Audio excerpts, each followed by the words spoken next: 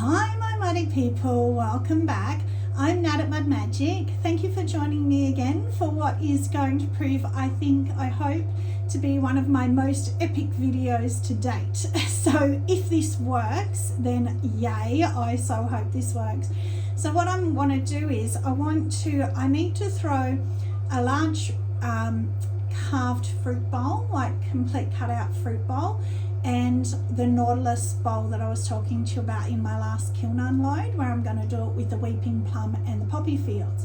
So I have to do them in white, unfortunately, because at least with the weeping plum one I'm using a celadon, so I can't do it on the 33. So I don't know how we're going to go. I want it to be one of the, or at least one of them to be one of the V-shaped bowls, and the other one can be more bowl shaped, that's fine. So I've centered this one because it's boring, and well, I've tried to, and yeah, it's just not much fun. So I'm gonna obviously center the other one. So if you're really intrigued on centering large clay, you can watch that or watch one of my previous videos. But what I thought was I'm going to take you, well, I'm going to attempt with editing to take you on the entire journey from this lump of clay to what it was hopefully in the thumbnail, 2 bowls. And yeah, I've never done that before, so I've never shown trimming and glazing and right through to the end, and the kiln unload and reveal and the end pieces. So I'm really hoping this works. So stick with me. It's probably going to be quite a long video, but you can fast forward, as I always say. So let's get into it. So this one I'm hoping is going to be the V-shaped one, but if it doesn't want to be, that's okay. So I need to sort of get it collared in a bit more as well.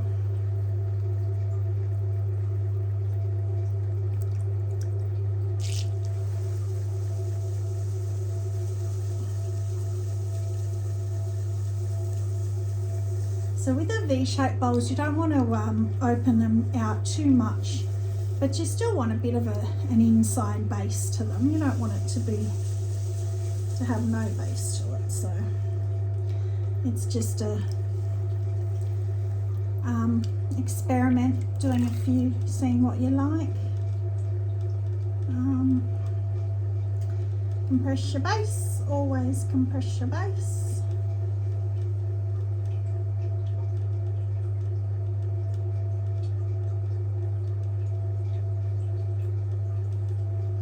So if it looks like it's really wobbling, it's the bat's not centered, as I've spoken to you before about my new Stevie the Wonder Wheel, and I had to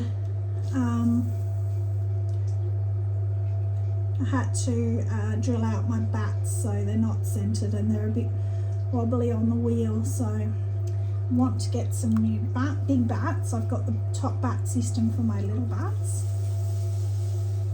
So that one, first one, as I've said to you before, is more about feeling the wall, getting rid of finger lines from centering and that sort of thing. And then I'm just going to try and sort of collar it a bit, because I don't want it to be too big.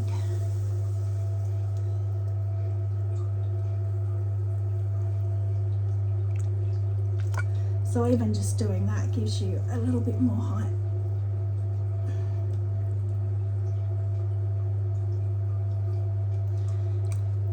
And then you want to try and keep some clay in the rim, because I'm going to go from here out, and you need to be able to stretch it. Well, I'm hoping I will. I hope this works.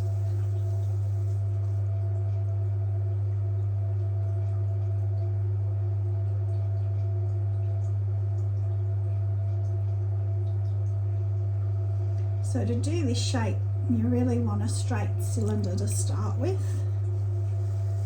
Nice and straight.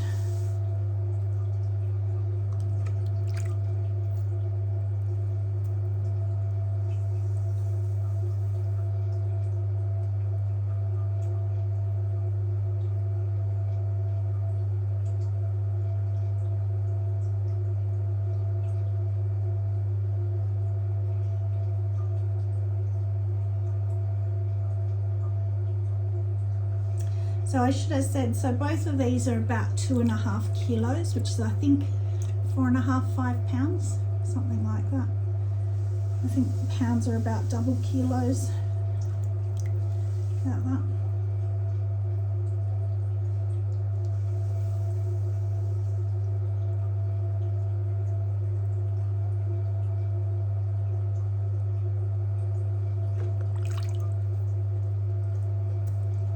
Keep it nice and slippery.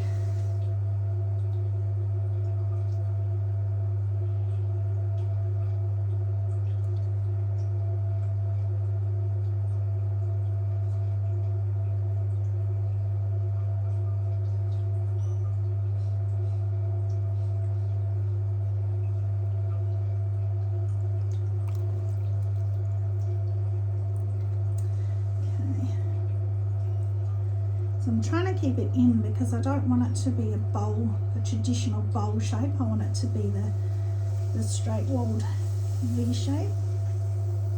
As you know, I don't like forcing my clay to be a certain shape, but this one so far seems to agree with me, so that's good.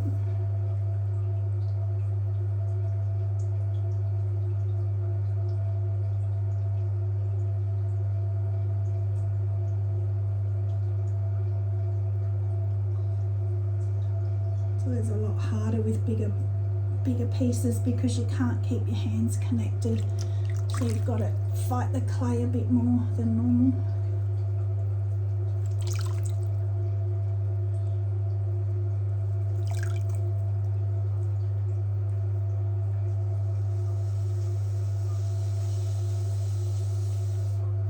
So getting there, I just want to make sure I get up that clay. You know, mine are always heavy, but if I get to trimming video, you'll see I take a lot off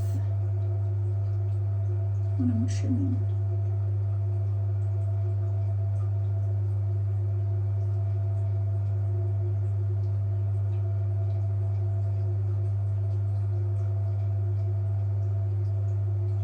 This is new clay. I just went out to King's this morning and got some clay.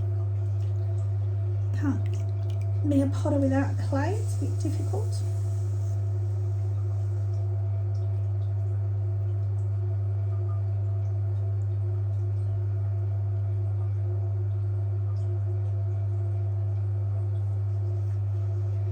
Okay, now let's just,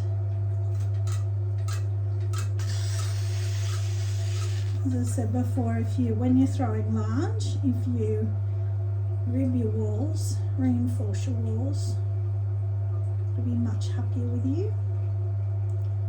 Get rid of those trim lines, which can be tiny little weaknesses on a big piece that matter on a small piece, but on a big piece it can make a big difference.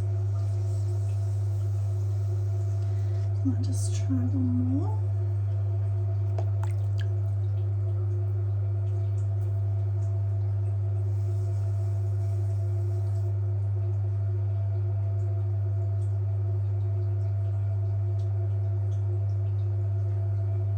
Start coming out now.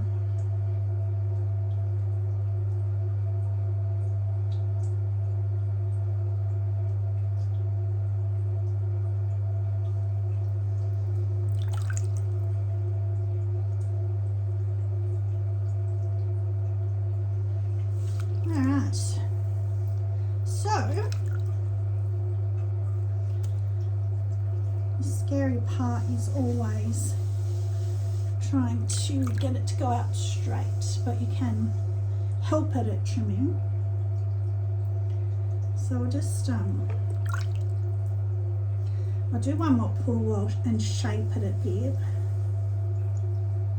Just try and get some more of that up from the bottom.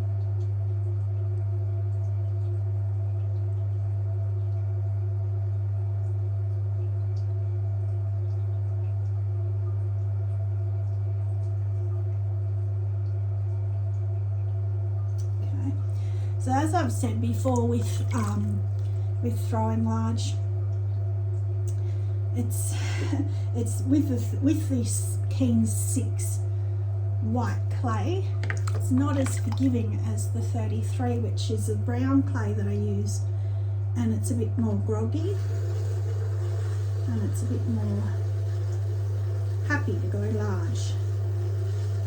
So this is where I start to have problems with the 6, when I start to make it go out and it wants to flop.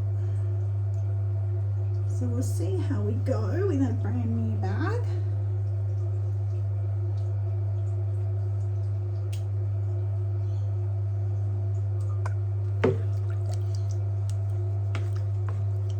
Make sure everything's wet.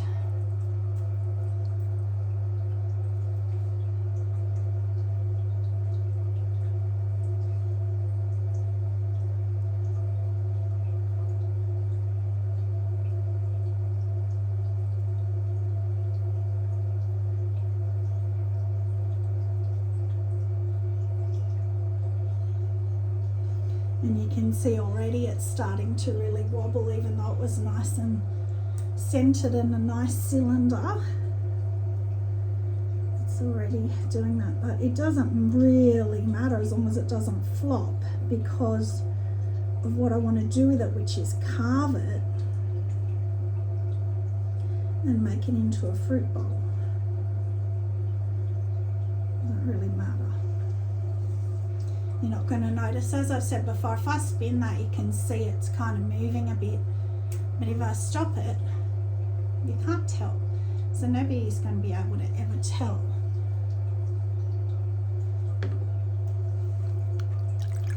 So I'm just going to clean that up a bit.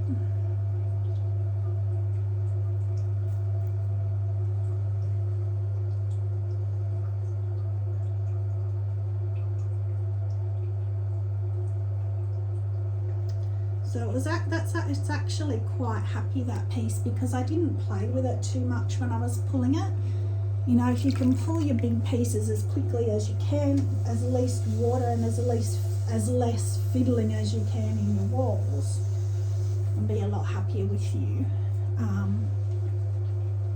So it can be hard to see when you're sitting over the top of something like this if you're happy with the shape.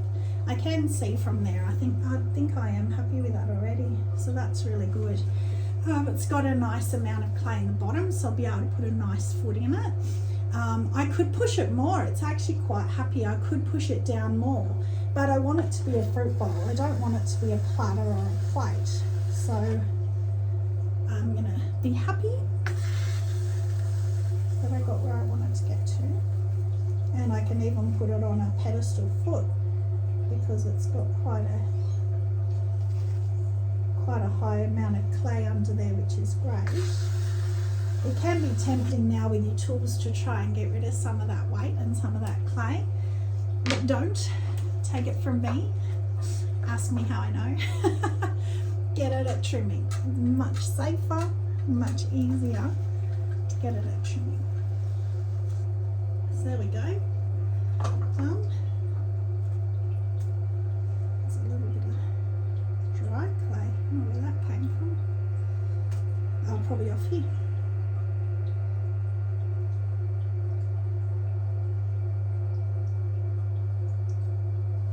Alright, there I go. Number 1 done. Okay. I'll take him off. There you go. I won't tip it up too much because I've wired it off already. So I don't want to tip it too much, have it slide in a puddle.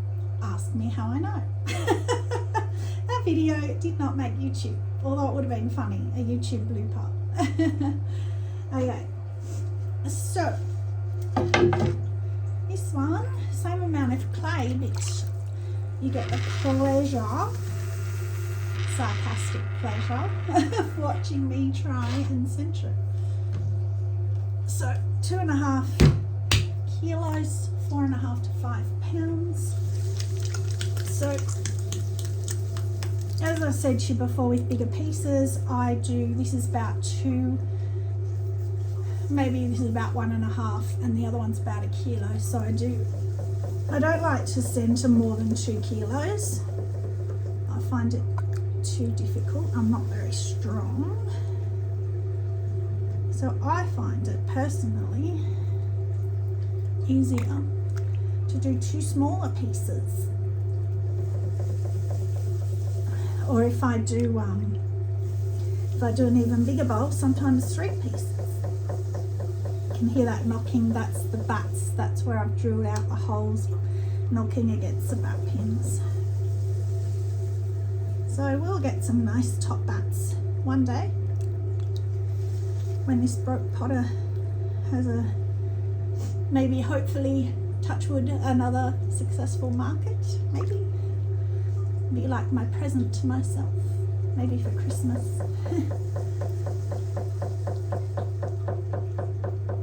I'm gonna ask my family for Keen's vouchers for Christmas, and then I can get the bats.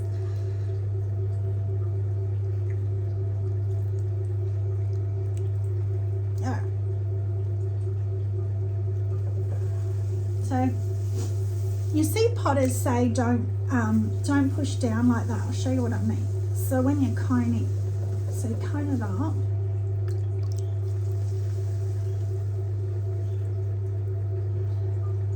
Just got a volcano in the top. So you cone it up, and then you do your whole push over, push down thing. But then I can't do that again. It's too thick, it's too heavy, so I have to do that. So that's fine. Potters will tell you not to. But what I mean is don't do it and get a mushroom and then get air trapped underneath. So if you have to do it like how I have to do it, that's fine. Just push in hard with this hand so that you're not getting that big. I'll show you, like if you don't and it goes out, no, it's probably not going to do it now. And you get that sort of mushroom there, and then I can feel water and air and stuff underneath it. That's what you try to avoid. So what you can do, so you've kind of pushed down, instead doing the same thing, but that little bit that's coming out, push it in with this hand, but you're still pushing down. So you're trying to keep that flat. So instead of going and bobble, the whole thing hopefully will go fatter. See how I'm not getting that mushroom? So the whole thing went out fatter instead of mushrooming. There you go, there's my tip for the video. I always think, oh, I won't have any tips. And then I think of these little things. All right, and then you want to blobble the next piece on top and get it attached. So the theory is, if you haven't seen any of my other large throwing videos, because you've kind of centered the bottom piece, supposedly when you add the bigger piece it makes it easier to center because the bottom's already centered. I think it works. Touch wood. This piece doesn't make me a liar. So see how that's a horrible? That's fine, because that's just telling me that it's not happy, which of course it's not. I just blobbled a whole nother big blob of clay on the top of it, so that's fine. So I'm putting, when I do that, a lot of pressure from this hand, like heaps of pressure, which is helping to center it, as well as stopping that mushroom happening. And so when you start to cone up with any size piece, I always kind of do what I just did then, make it a dome rather than a flat top. If you can make it more of a dome, you get less chance of that volcano happening in the top. So if you get that volcano in the top, that's more of a risk of getting air trapped in that volcano, which you don't want, obviously. The whole purpose of coning, wedging, is to get the air out, get the particles to align.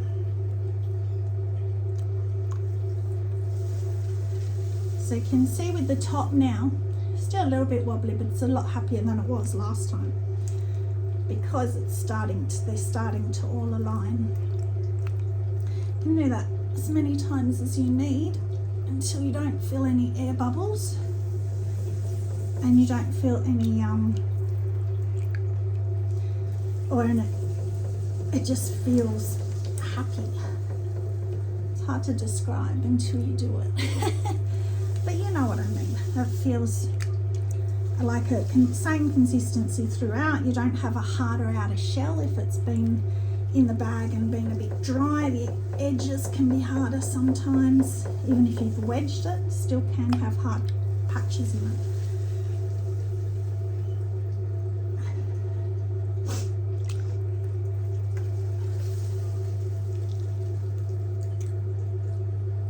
So as a general rule, I like to cone up and down 3 times. If I was using reclaim, I would probably cone up and down a whole heap more, but this is new clay. But I have still added pieces. What? So it's not just one piece of clay. Whoa, look at that. Woo! But you can see the top's flat. It's not, it's happy now.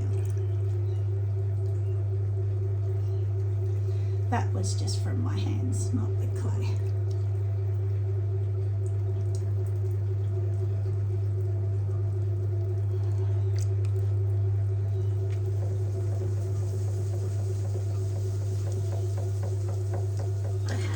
Okay. And always center at full speed. Don't care what anyone else tells you. I always say do what works for you, and I'm always pretty, you know, whatever, I don't care sort of thing. I do what works for me, do what works for you. However, centering on full speed I think is pretty much one of those hard and fast pottery rules. Well, I mean, you don't have to, but you're going to make it a lot harder for yourself if you don't. Okay, so this one I'm going to do a bigger base, because this one I want more of a bowl shape rather than a, I don't want the V shape on this one.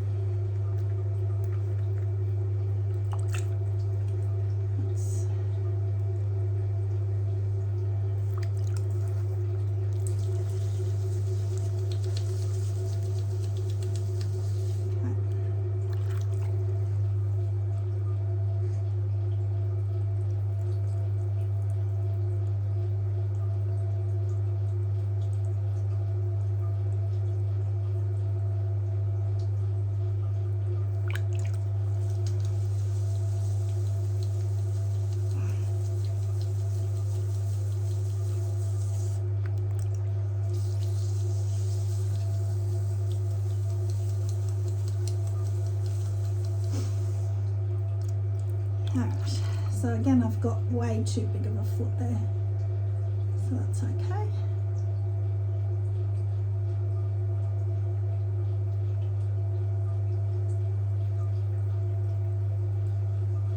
As I said before, you can get it at trimming, it's not a big concern, but why waste the clay that you could have in your wall in the bottom? Plus this helps with compressing.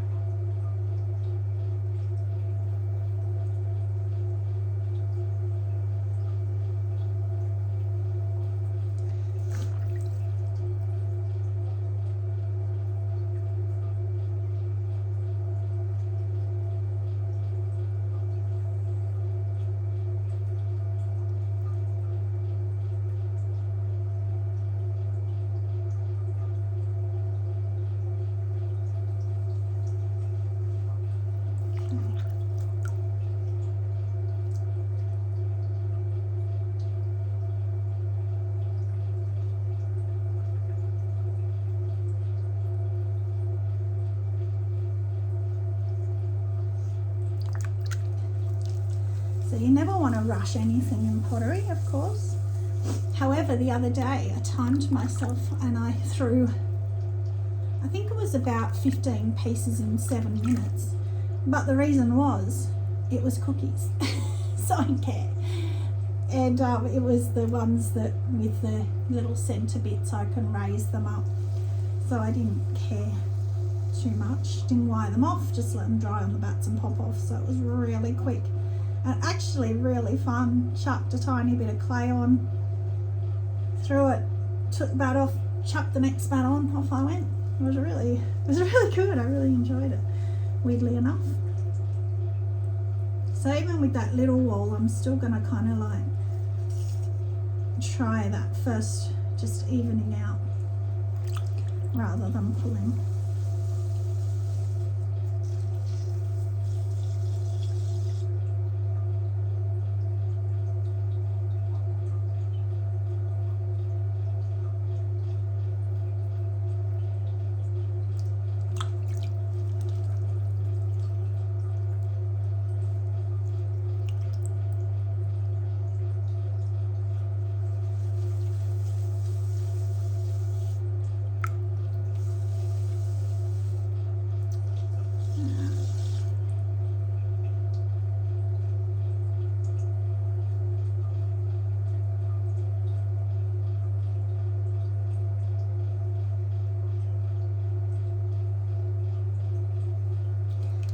So I'm kind of still thinking about, because I think it still looks like it's got too big of a foot in it, but I think I'll leave it because I really like, actually yes I will, because this is going to be the Nautilus bowl, so that's actually good because I'm going to carve the shell in the bottom of the bowl. So yes, I need that thickness. Oh, that's good. I'm glad I thought of that. That would have been all right, but it's going to be nice to have all that clay to carve through when I go to carve the shell. So with these bowls, because I'm going to carve them, I'm actually going to carve right through. Don't know whether that's still called carving, chopping, I don't know. But it's hard because you need the walls to be relatively wet, leather wet, but you want the base to be leather hard for trimming. So what I do is I let it dry a bit, get rid of the tackiness, and then I put plastic.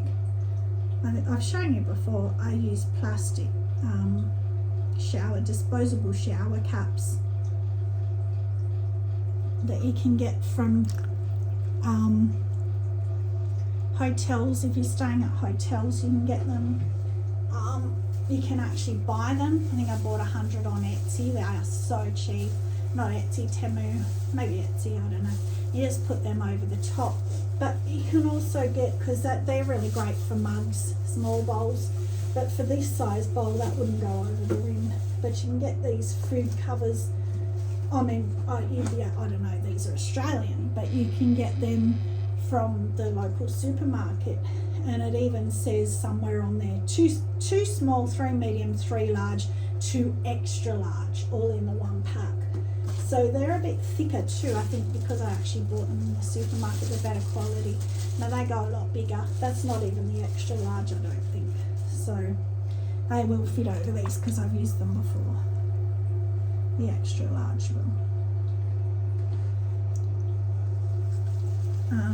Because if you try and carve your rim up in particular, right up near the rim, which I want to do on both of them actually, and it's too dry, you'll just crack. If you've ever tried to carve anything at bone dry, it's impossible. Even if you try and reclaim it bone dry, it usually doesn't work. I mean, you know, reconstitute a little bit in your walls. Reclaim, obviously you can, but yeah. So it's hard, you've got to time it right, which is another part. There's so many parts to this video that could fail. Right from here, right from throwing to trimming, to getting just that sweet spot on the carving, to carving. Even if you've got the sweet spot, you can still carve and chunk out the rim, to then drying, to bisquing, to glazing, to firing again, and then finally getting your piece. So we'll see. I hope this video makes it. Start shaping it.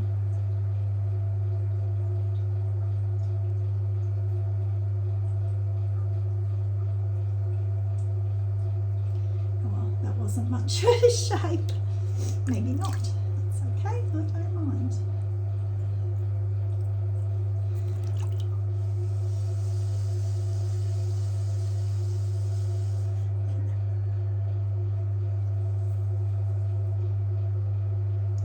On the last couple of pulls, I always try and shape it because why not? And again, the least amount of times you play with your walls, the happier your piece will be.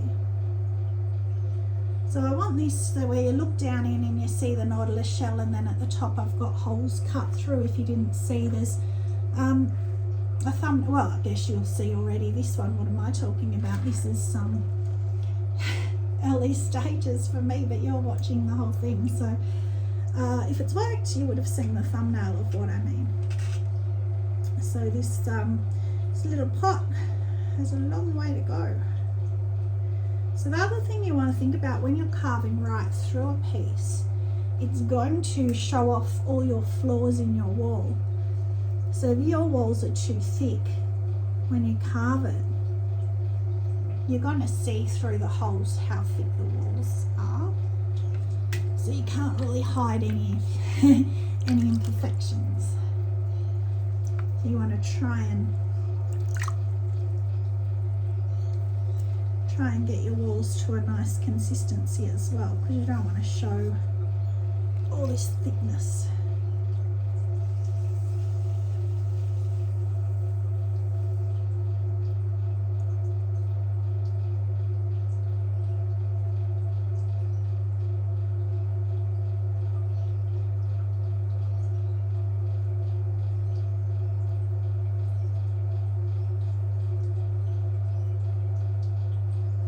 So I want this bowl to be more of a winter bowl. We've talked about that before.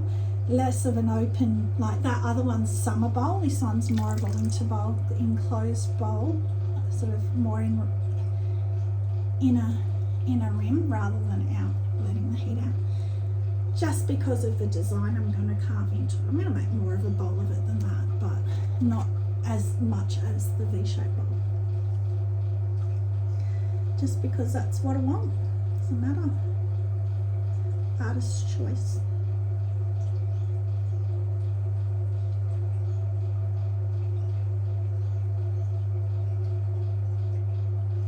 And again, I can change the shape a lot at trimming, which you'll see. That's a part I'm most scared about videoing. So I've never done a trimming video before. So, I guess you're about to flick to it any minute now.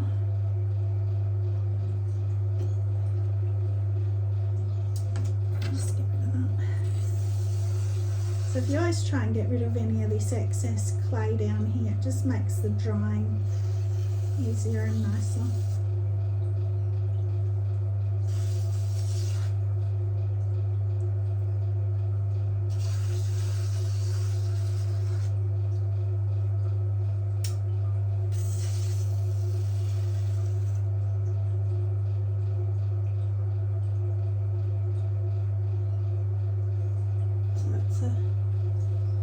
Bit of a wonky shape. I'll just move over that again. So if you hold your rib bent, you can kind of see, you can push it out until it touches your rib, so that where it's going in and out like that, you can kind of, like if you keep it bent like that, and then your wall the whole way around will be that same angle. That's why I love using the metal ribs. They're just, oh, they're my absolute favourite. I very, very, very, very rarely use a wooden rib ever.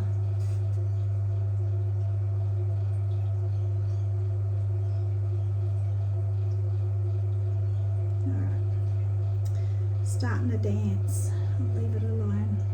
And that's what I'm saying about that white clay.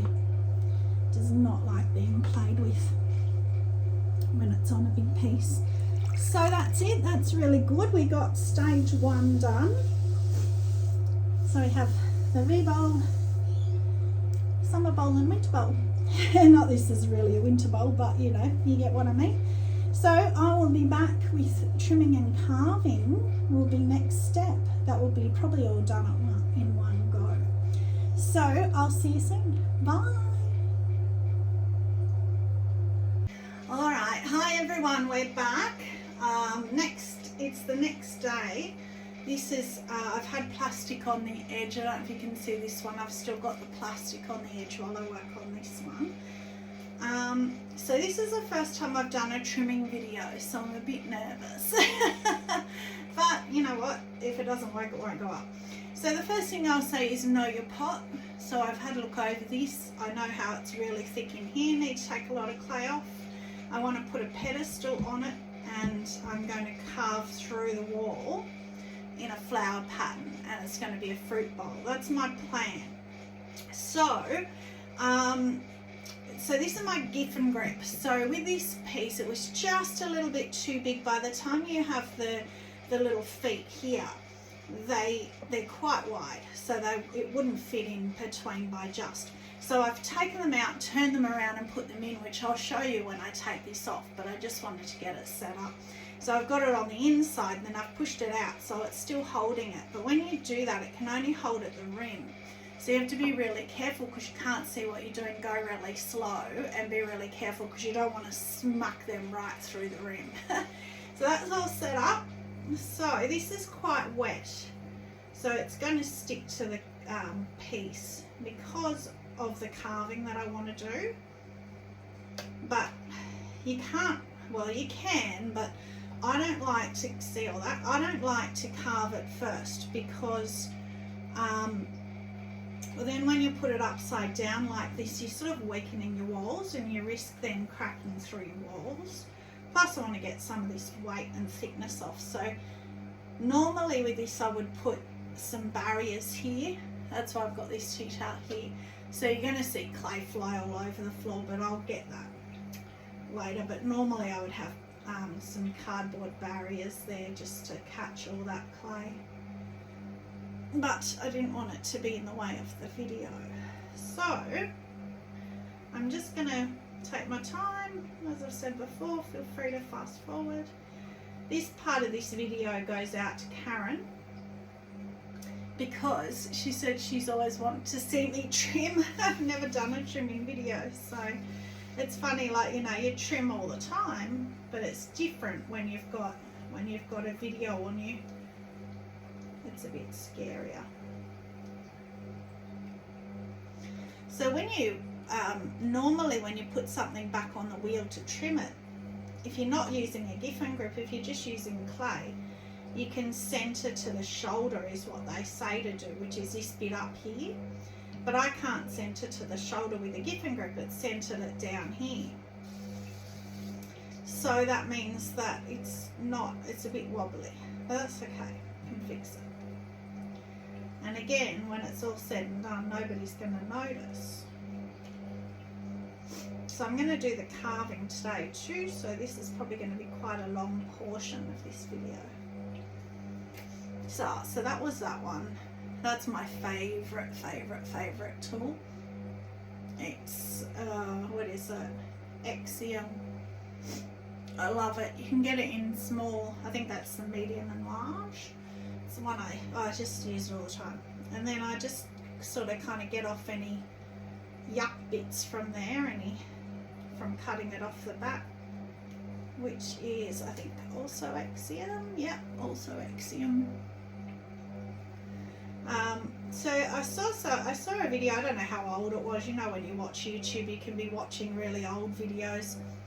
Somebody doing some intricate carving and trimming and stuff the other day, and they were using the beginner toolkit, kind of like, I don't have many, but these sort of kind of old tools that come when you sort of start out, which is fine, and it's still here, so I still use it occasionally.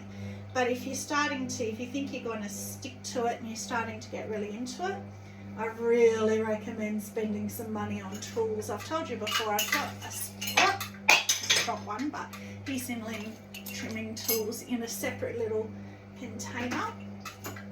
So I won't be using them today because they are really great for when your clay is too dry, because they're really sharp. So I do not have that problem today. I have the opposite problem, where it's too wet, but I'd rather trim too wet than too dry. Trimming when it's really dry is horrible, scratchy and awful. so I don't really mind.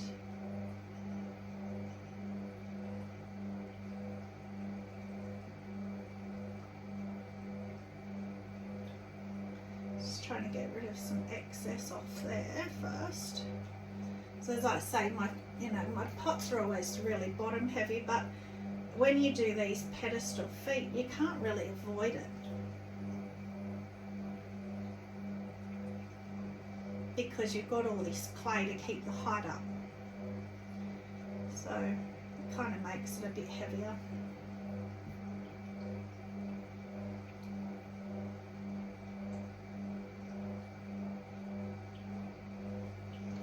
So I want to try and get a fair bit of clay off the walls, because when you carve through, you're going to see how thick the walls are, and it doesn't look all that great. The other good thing about turning the feet around even on a smaller piece is if you want to trim right down to here, anyone who's got a giffen group, if you've got the feet in the way, you can't trim right to the bottom. So for example, when I do my marbling, which I've been trimming this morning already, when I do my marbling, I need to trim right to the rim to get rid of all the slurry, the slip off of it. So yeah, that's really good for that, so that the foot's not in your way.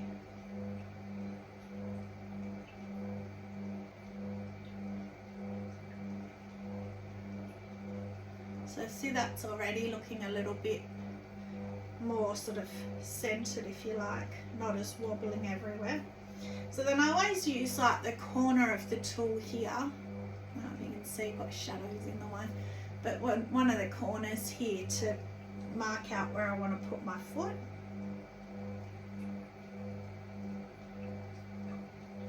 No, I just caught it.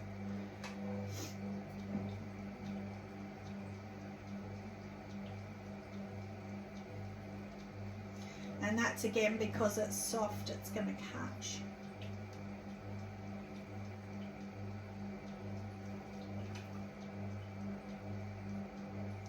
So what you can do if you do that, you can see I've got a thick part and a thin part. You can kind of like do that.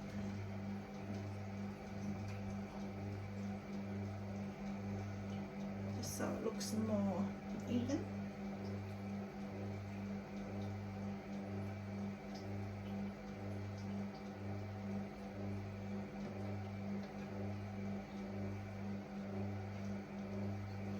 Okay, so then normally you can like tap to see how much clay you've still got to work with, but I can't really do that when it's too wet. You can a little bit.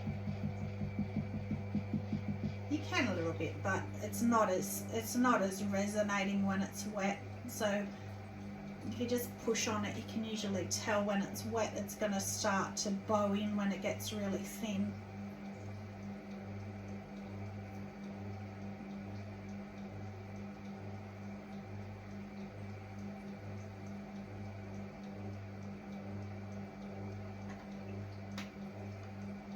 So I can't remember if I showed you this one. So this is the other tool that I love, which is also Exium, or Xium, I don't know how you say it, which I always use for inside the foot here.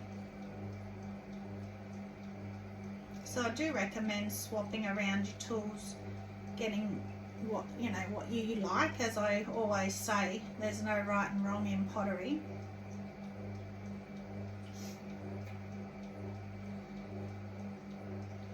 All of piecing links, trimming tools are all that kind of shape. So if you like that shape, but I prefer this one. But as I say, he's a great when my clay is too dry, because he's just so sharp, especially the titanium or whatever they're called, the real expensive ones.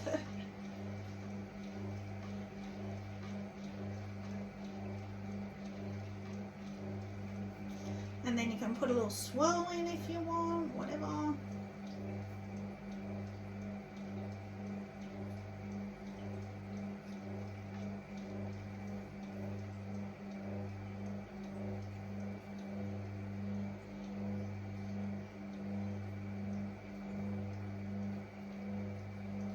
always take the little edge off there because it is just not going to be as sharp on the table wherever it gets that.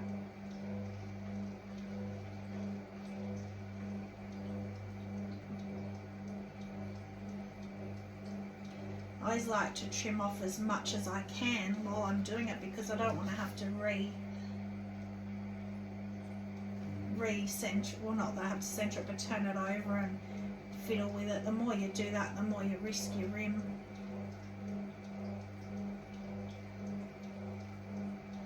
So that's what I said to you before. I really like having that high pedestal foot.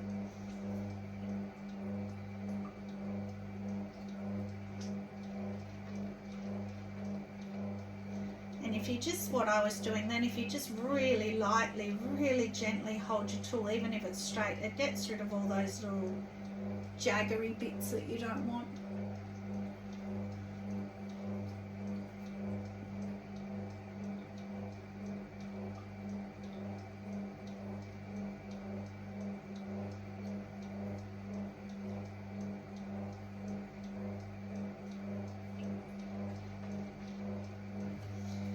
Go through the foot.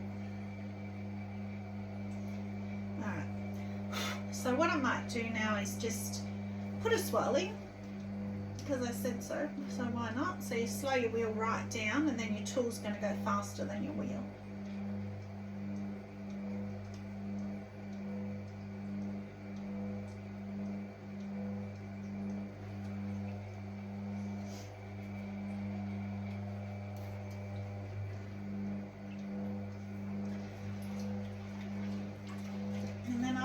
Whenever I'm trimming, I always keep my bucket off to the side of water. I don't have it in my pan because I don't want the trimmings to get all wet. It's much easier to get everything out and clean up after trimming if everything's nice and dry.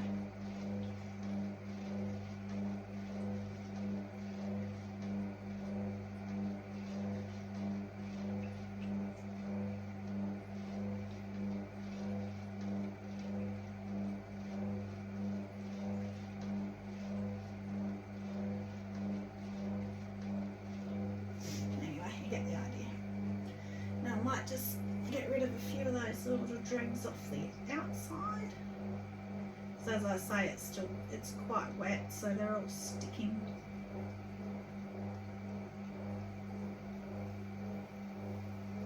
All those little bits and pieces. I feel like there's still a fair bit of clay in here too.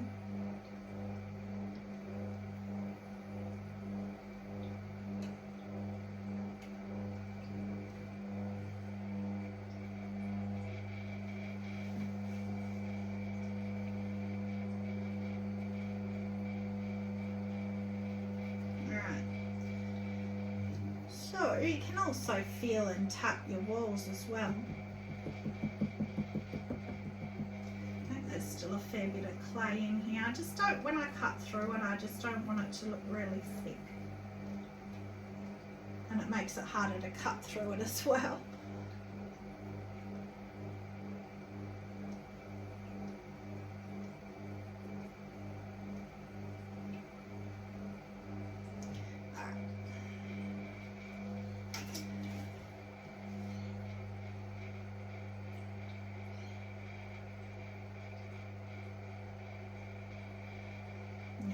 Go in and clean that up later. Get your little stamp. This little one. And then you can stamp, actually I might use that one on the side. You can stamp on the side or the foot or wherever you want to stamp. So I might stamp one on the side. I like stamping it on the side when I've done a pedestal.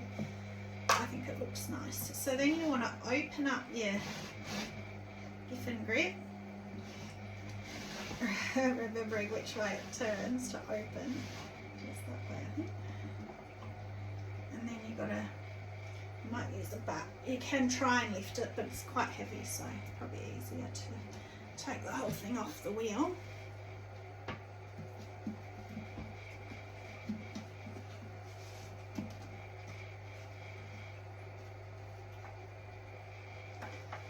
Like that.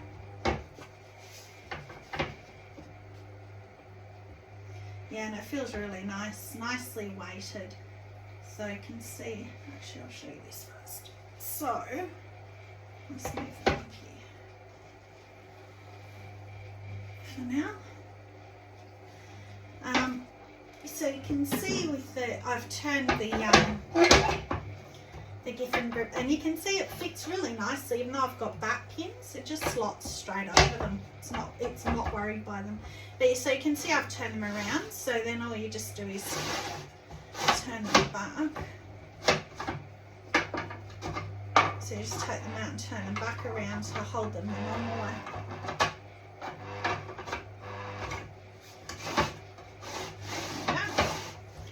So that's it. So yeah, when you want to do it, you just turn it, take it out, turn them around, pull them in, put your pot on, then pull them back out to hold your pot. So because I'm going to do my pot this way around now, it's fine. It's very,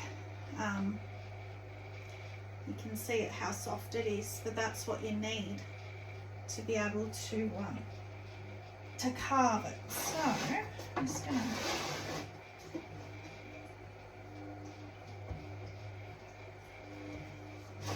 hold it in. So that's why I turned the feet back around, because I'm going to use this side now. So having the feet going out onto the rim here, I don't know if you can see from so far away. Sorry, I couldn't zoom it in because I've got it on selfie, so I can make sure, being my first time, that you can see what I'm doing, at least a bit. Probably getting my head in the way for part of it, but do my best. Just fix that up.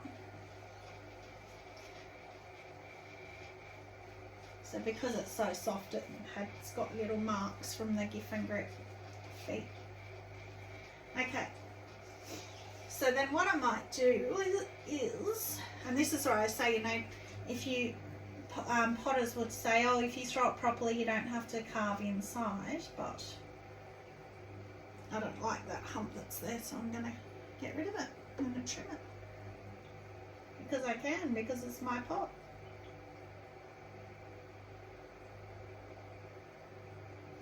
Alright, and plus 2 because I'm putting off the next step. Alright, so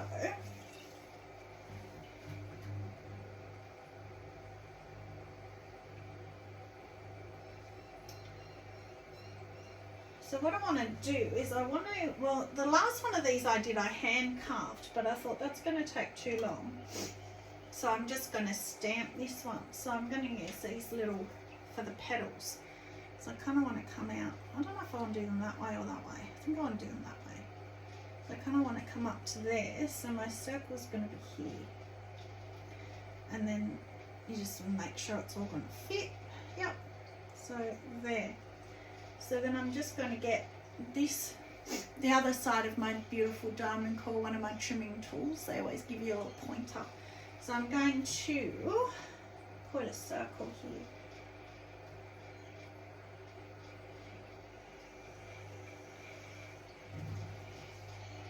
Just put a line that I can get rid of later. There. So that's going to be where my circles are going to go. You can use a needle tool, doesn't matter. So that's where I'm going to carve my circles. So, I'm not sure, I think that might be a bit big. I think I might go with this one. I can always change it and go over the top of it with bigger if I don't, if it's too little. So what I always do is I go opposites. Obviously this is very rough. You can you know, map it all out properly if you want to, and then I might just do thirds. I think by the time I do the petals, I don't want them to be too close.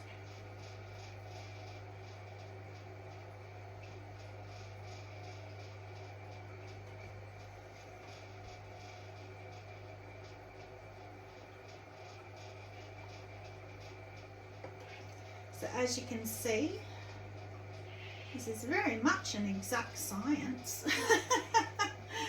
And then I'm just hoping, and I don't think they're going to fit, that these are going to fit. So So then I'm just going to cut out my flower.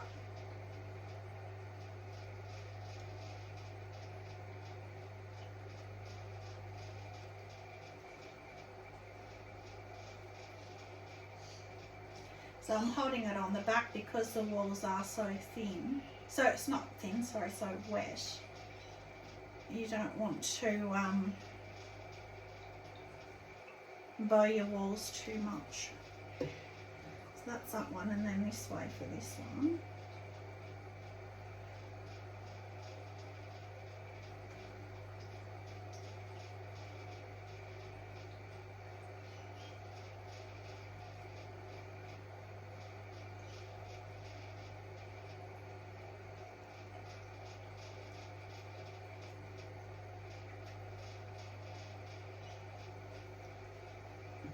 And then you do your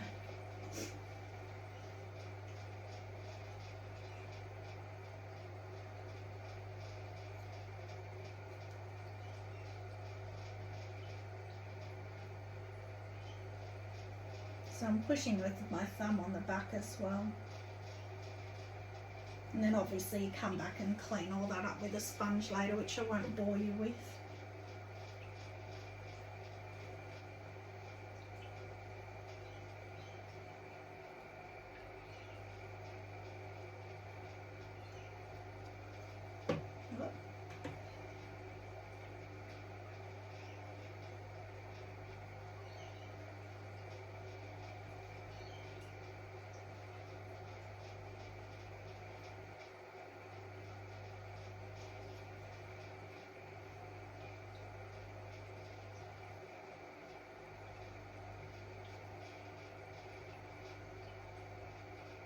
So you get the start of those little cracks, you just wipe them in, get a sponge and go over it later.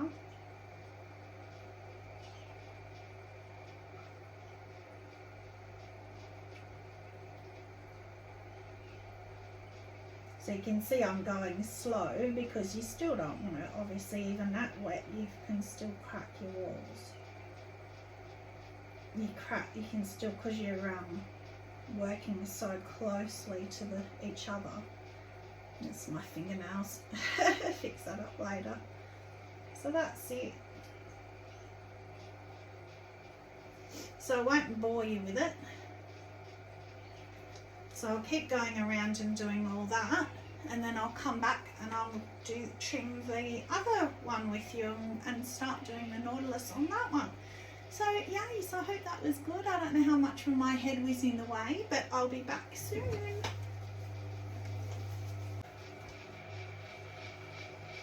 Okay, we're back. So I am done with this one.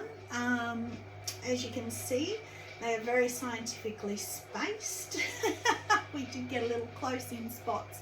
So I'm not too hopeful that it won't crack in places.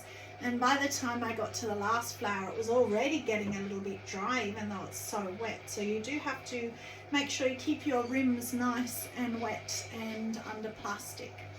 So that is done.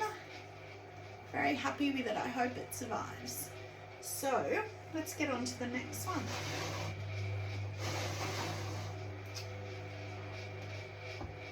So you can see how much that moved already because it's still quite wet. But the very rim, at the very rim, was quite dry.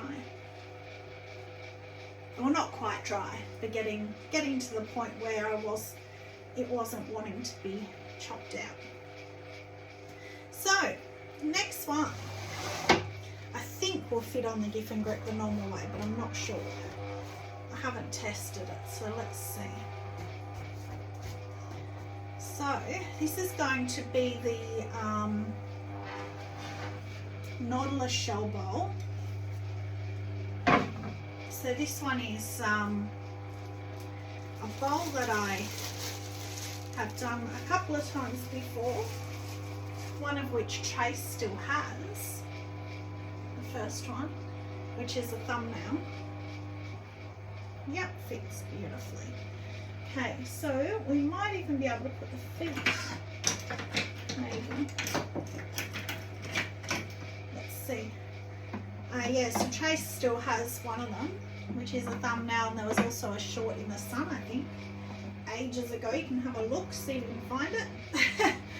And I want to do this one in, because that one was all, yeah, no, see the bottom hits before the little sticks, which is annoying, but anyway.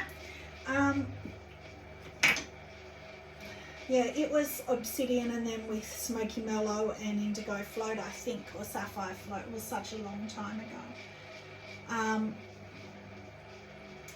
But this one, I want to do weeping plum and poppy fields,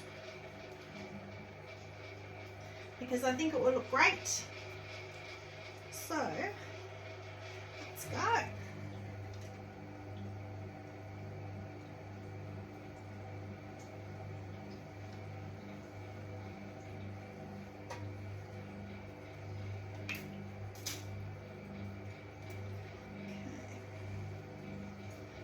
Going to do the same as what I did on the last bowl. So this one I'm going to do the nautilus shell in the bottom, and then the carve through the holes in the ring. So hopefully it'll be a nice carve. So it's still, as I said with the last one, a little bit too wet for trimming, but it's okay.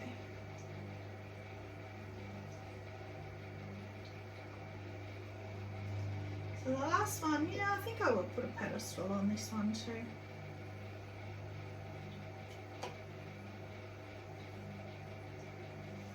I really like the look of the pedestal foot. So because I'm going to carve through on the other side, not right through, I'm just carving the shell. I don't want that wall to be too thin because it's going to be quite a deep carving. See, well, you would have already probably seen in the thumbnail what my plan is, if it works. I haven't done this for a while, so I'm just going off memory. I'm not really sure what I'm going to do.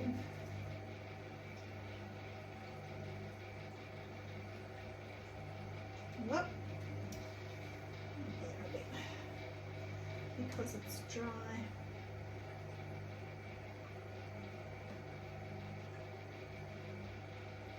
I mean wet, dry, where'd that come from? Too wet.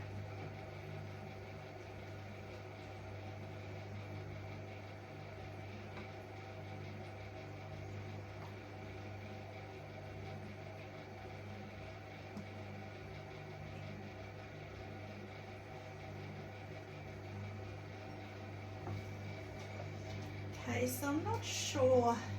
Because I know I'm going to be doing quite deep carving, I think I won't even put a foot in this, which goes against my grain.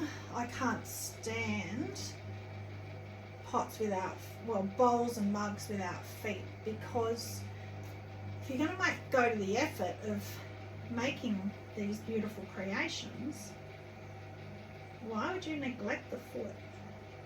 However, you'll see what I mean. I really want to do some deep carving on the other side, so I'm going to, for now, I might come back to it, but for now I'm not going to put a foot in it.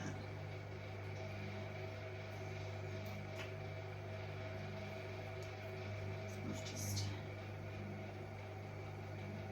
take that little harsh angle off.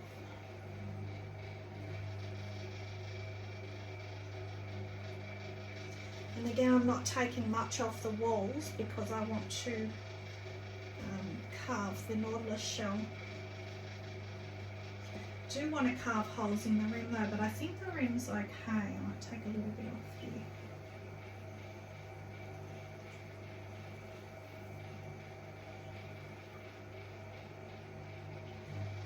Alright.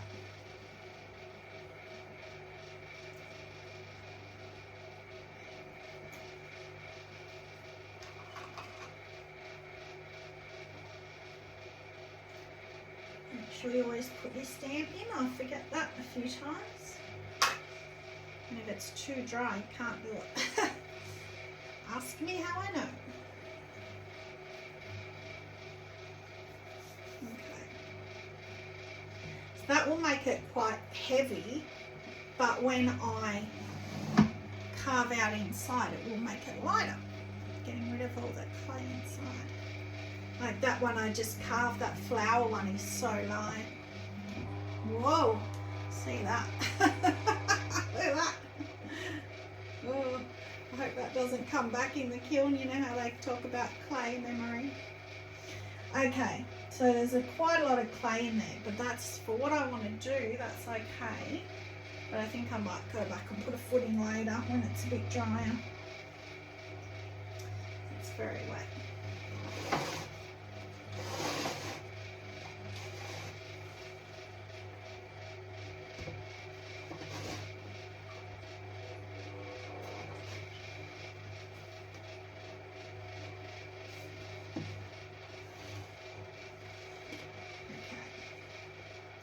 Alright, so what you want to do first with these, because I am going to then carve a hole in the holes in the top, I want to put a line for where I want to start the holes. So I want to do the holes about, I think about here.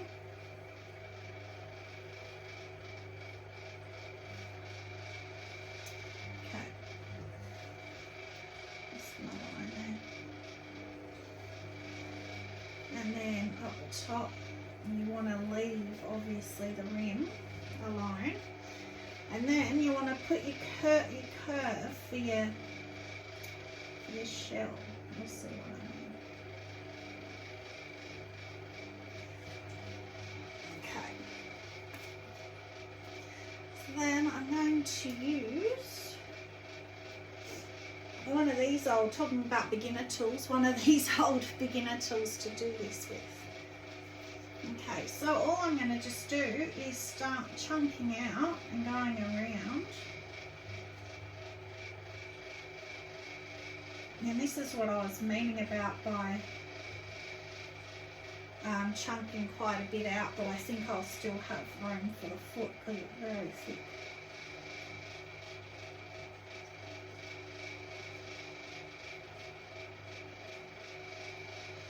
And you can kind of follow that line that you drew. It's more of a guide to tell you when to stop, because you tend to forget to stop. Or I do anyway.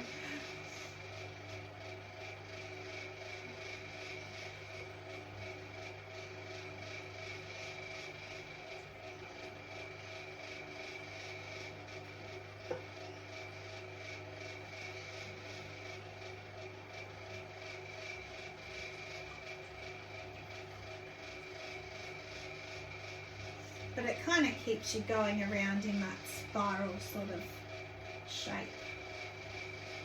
having that swirl there.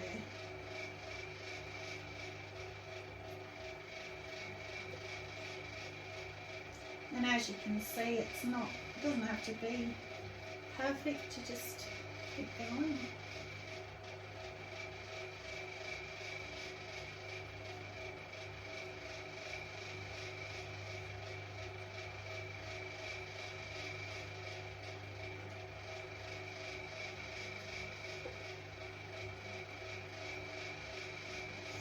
And obviously do a lot of cleaning up and a lot of sponging later, which I won't bore you with.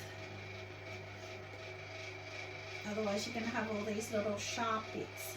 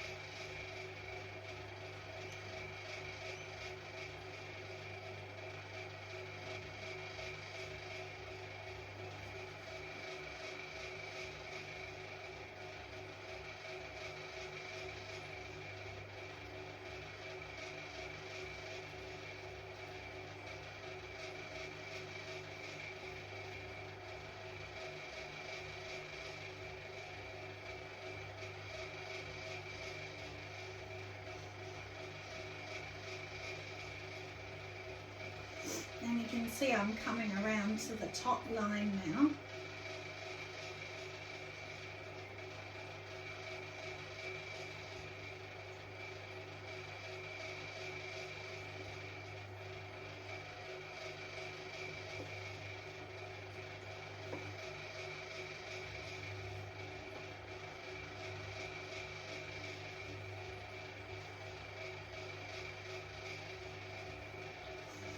Starting to squish in just to do little ones now for this last little bit in here. There we go, done. That's how quick it is. I mean, I probably could have gone, well, I could have gone slower and more precise in my little flicky digs, but that's okay. So once you get glaze in that, it really looks pretty. And once you put a sponge over it and clean it all up,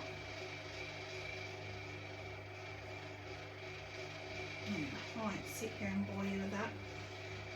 So then I just like to put some form of a pattern of circles in the rim, which I use the 3 different sized circle cutters. So I've also got a really little tiny circle cutter, but I don't use it because I've used it before in luminaries and things, and it doesn't look very good at the glaze fills in the little circles. Sorry, I just wasn't quite there because I'm trying to think what pattern I want to do. Maybe I'll just do the big one in the middle because it is so big. So I might just go around, so then go opposite.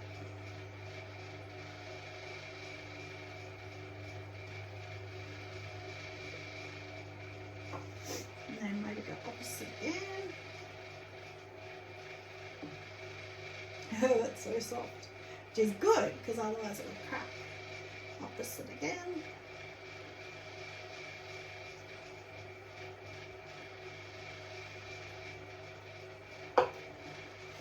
And then, yeah, why not?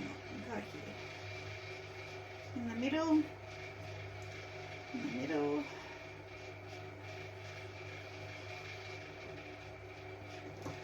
In the middle.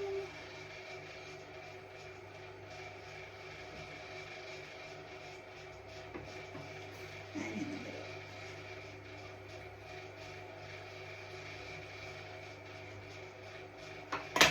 Right, so that's that with the big one.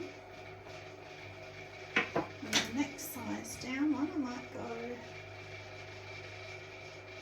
here, and here, and here.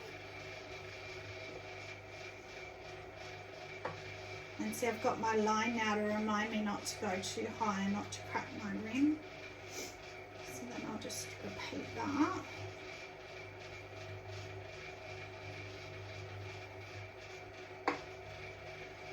Now I've got clay stuck in here because I rushed.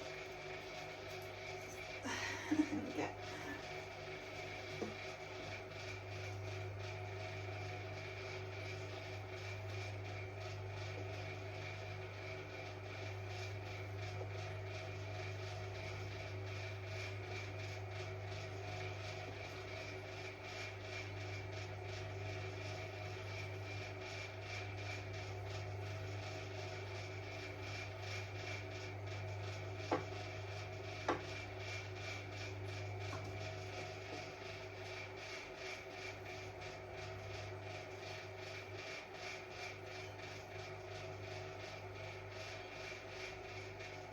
So again, as you can see, it's not an exact science.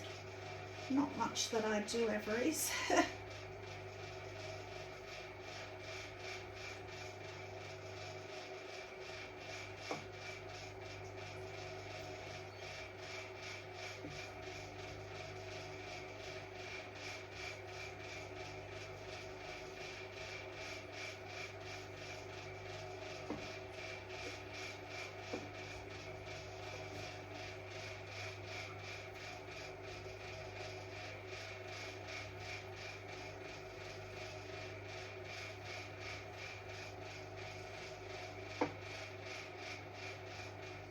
It's interesting, this side of the bowl is a lot what's the word, wetter. It's starting to slump. Hopefully it'll dry up okay. Right, and then the little one, might just go in between where I did those ones.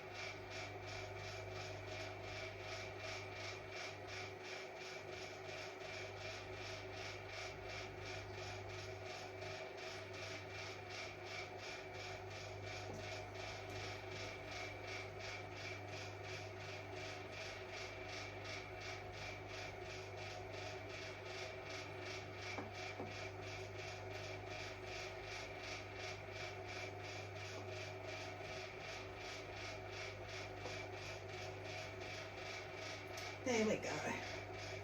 So, I'm going to come back and play with him when he's a bit drier. But there you go, you get the idea. So, that is done as well.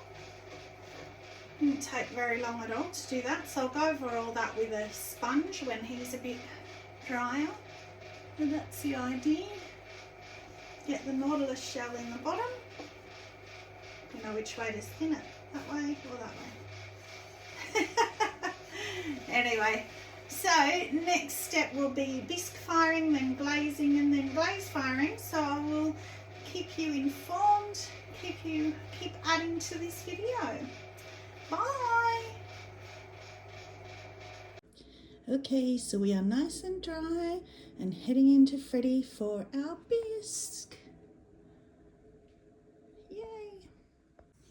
Okay, so after a day of glazing, we've got weeping plum and poppy fields on this one, and this one is it's lavender mist, raspberry mist, emerald falls, honey flux outside, and then it's going to have honey flux over the top, and then they're going into Freddie.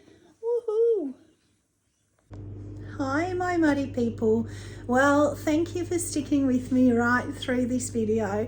It's been a long haul, never done anything like it, so I'm hoping I'm happy with it when I video and splice it all together.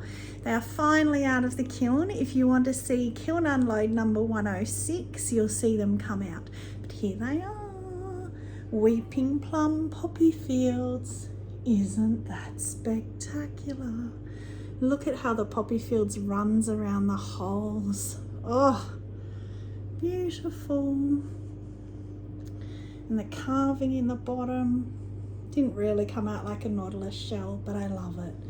Love, love, love it. The other one, the carved one, not so happy with it. Didn't crack, which is great, but yeah, the Emerald Falls is a lot darker than I wanted.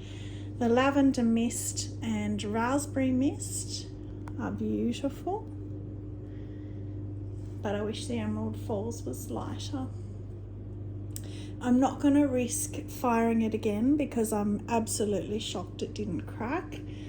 There was one spot down there where the petals were really close together, and I'm really shocked that that didn't crack. So I'm going to be happy with it, take it to the markets. But there they are. So thank you, thank you, thank you. I'm so grateful that you made it right through to here. We're just really looking forward to getting this video all put together and out there for you. So thank you for joining. Stay muddy and have a magic day. Bye.